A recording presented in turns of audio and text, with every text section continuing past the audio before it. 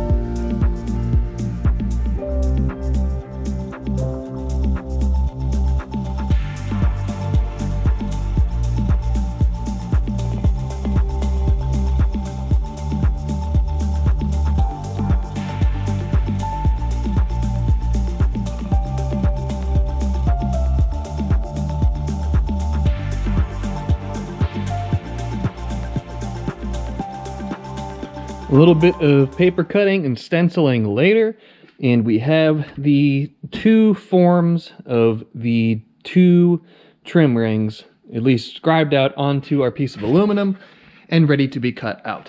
So the way that I did this, which you guys saw earlier, I propped the hood up and used my old dirty finger trick, wiped it on Jared's weight plate, transferred around the contour of each of the holes onto the piece of paper, and then I was able to go from there, transfer the dirty line to a permanent marker line, figure out my flange width, so on and so forth, and now we have two pieces of aluminum, or two patterns on aluminum that are ready to be cut out. So I'm going to try to do this with my vertical bandsaw and then the body saw that I have, as this is fairly thin metal, and I think those two tools should work out reasonably for this job, and I really don't want to make a gigantic angle grinder mess at this point in time today. So I need to roll the vertical bandsaw over, get it set up, and ready to cut the exterior, the outside contours of each of these trim rings. And then the inside will come in with the body saw and try to cut them out that way.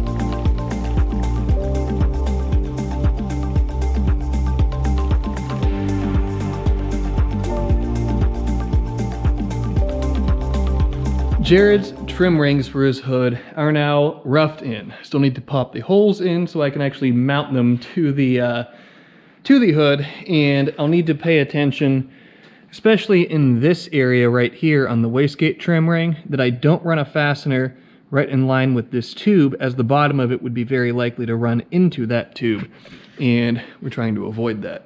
But pretty happy with how everything is looking, and tomorrow it should be a pretty quick and easy thing to mark out the center line on these, figure out the number of holes to be spaced equidistantly around each one of the trim rings, drill the holes in the trim rings, drill the holes in the hood, and at that point in time, if I don't have fasteners here, I'll have to order them, but these trim rings will be ready to be bolted down, and this portion of the project will be completed.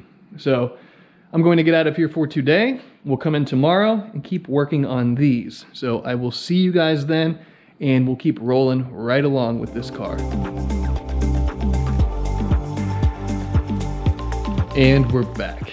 So let's go ahead today and mark out the actual bolt pattern on Jared's trim rings. So when I made these, I purposefully made the flange 1 inch wide the whole way around each of them. That makes the math very easy for me to find the center line on each one of the trim rings and measure out and mark out where each one of the bolt holes will be located. So this is a pretty simple process. We'll take these over to the bench. I'll mark out a center line around each of them, and then get a piece of wire, put that down, tracing up the center line, figure out how long the line is, and figure out whatever it can be divided into in equal parts, that measurement that is, to mark out where each one of the holes will be. So let's go ahead and get to it.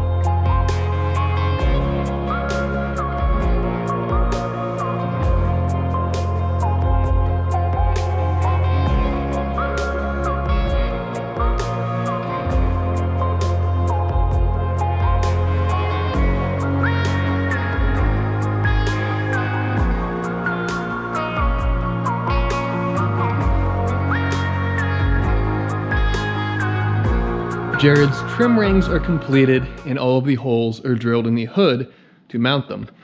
So went ahead and I factored in 8 holes on each of them for 8 fasteners. That should be more than enough to hold everything in place. And once I get the fasteners we're actually going to use, I can do a couple of tweaks, just bending and shaping these plates a little bit just to make them fit the contours of the hood. So I'm actually going to end up getting 2 sets of fasteners for these. One set is just kind of a mock-up set, and then Jared wants to do something cool with the fasteners for these, which I'll need to order those, and it'll be a few days before they arrive. But I'm going to go to lunch, and I'll go ahead and get a set of just basic fasteners for the time being to make these affixed the way that I want them to be on the hood. And then at that point in time, minus a bolt swap, we're all good to go with these trim rings and these plates on the hood. So I'll go do that, be back in a little bit, and we'll get this knocked out and move on to building the mount for the exhaust.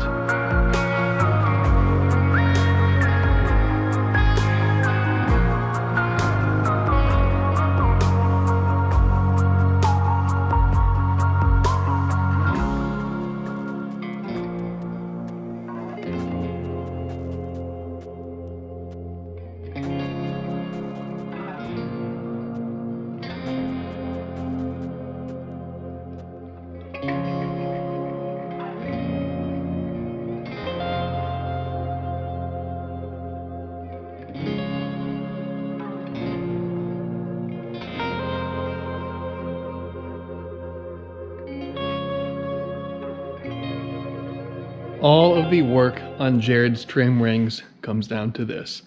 They're installed on the hood, as you guys just saw, and I could not be happier with the end result. Here's what we're looking at.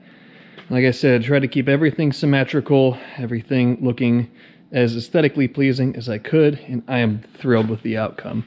There's plenty of clearance around the tubes. The hood can open and close without the trim rings being in the way of any of the tubing going through the hood. And I managed to tweak these trim rings so that way they'd fit around the contours they need to that much better. And it looks awesome, and I hope that Jared is happy with it. So these fasteners are not the end-all be-all for this. I'm going to order some other ones in, but I wanted to check the lengths on them, and I actually ended up learning that a shorter fastener would work perfectly fine for this. So I'll get the actual correct fasteners ordered for it, and when they come in, it'll be a simple pull one bolt out, replace the bolt with a new one, repeat 16 times, and it'll be good to go. So now that this is done, we can move on to mounting the exhaust. So over here, I already have it set up to cut, but I have this piece of titanium plate that I went ahead and drafted out the tab on. So it's just one hole. I'll cut the tab, cope it around the piece of tubing, and I'll likely cut 2 triangles out of this piece as well. And we'll have a gusseted exhaust mount that'll weld to the side of Jared's exhaust. So let me go ahead and get geared up, get this piece cut out, and we can see what all needs to happen to make this go on the exhaust and to mount to the intercooler.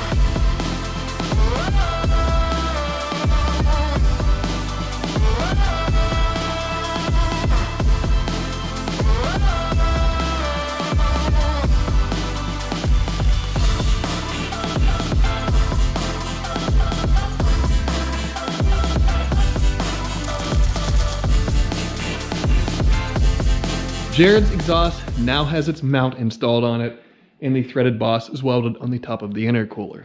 So here's what we ended up with for the mount, and if you see, I put it on a little pad, a little reinforcement pad here, so that way any force that's acting upon this mount has additional thickness that it's working upon with the tube itself.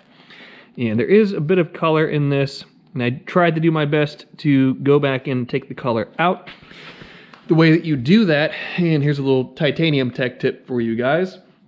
If you're ever welding and say you run the weld a little bit too far, you outrun your shielding gas a little bit too much, and you end up with a blue or some sort of color on it, if you take the torch and strike a very light arc, meaning that you're actually not melting the metal that you're welding at all, you just kind of apply heat to the surface of the material, you can actually burn the color off, burn the oxidation off of it, and end up back with your crystal clear silver or straw colored weld. So that's what I tried to do with the tab itself. I was able to do so on the welds, but the plate itself still has a little bit of color in it. It is what it is. It won't affect the function of this plate at all, and I'm really not too concerned about it. So at this point, we can take this exhaust, put it back in the SRT-4, make sure that everything still lines up, and at that point, the exhaust is completed.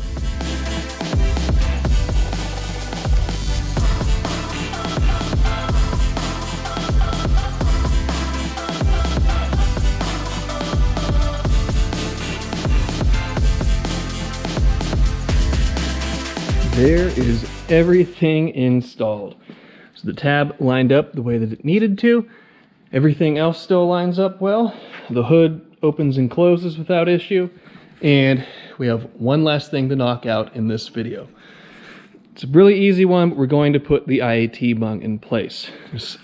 It would either be do it now or do it tomorrow. And since I'm rolling with everything else, I'd rather just get it knocked out now.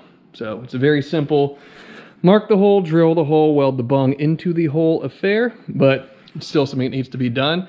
So let's go ahead and tackle this, albeit small, but this crucial portion of the project.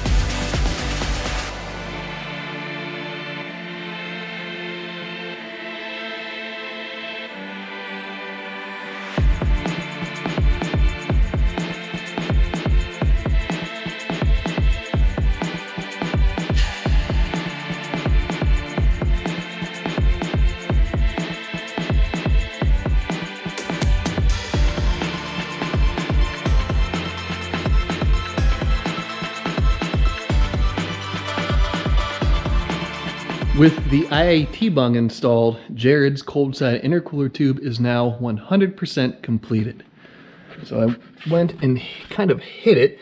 You guys can see where I'm pointing at right there. The bung goes on the bottom side of that tube, just so that way we didn't have a sensor sticking out in the middle of everything else, just kind of looking out of place. But that's done. Like I showed earlier, the exhaust mount is done, and we're rapidly running out of things to do on this car. With the exhaust mount in place, the hood still shuts the way that it should. So I'm very happy about that. And anytime that you're welding multiple pieces, there's always the chance that things can move and things won't line up the way that you had originally intended them to. But we are all good to go with that. And man, I just cannot get enough of how this thing looks, how this thing is coming out. And with the bumper on, obviously it'll hide all of this stuff right here, but with the bumper off, the amount of craziness that's under the hood of this car just gets my heart racing. I think at this point, we are about finished with this episode. And I am absolutely thrilled with the progress that we made. We made big progress. Well, all the things that we were working on were smaller projects. They're all crucial in the grand scheme and the big picture of building a car like this. So this thing looks crazy, and I am absolutely thrilled with it. But before I drone on, let's go ahead and wrap this one up. So thank you guys, as always, for tuning in, for watching this project come together, watching what I have going on here, and always coming back for more. So From the bottom of my heart, I thank you guys very much. I love having you guys along for the ride, and I hope to have more cool projects to show you as time marches on. But without droning on anymore, that'll be the end of this episode. So as always, be sure to subscribe, leave a like, leave a comment, and I will see you guys in the next episode.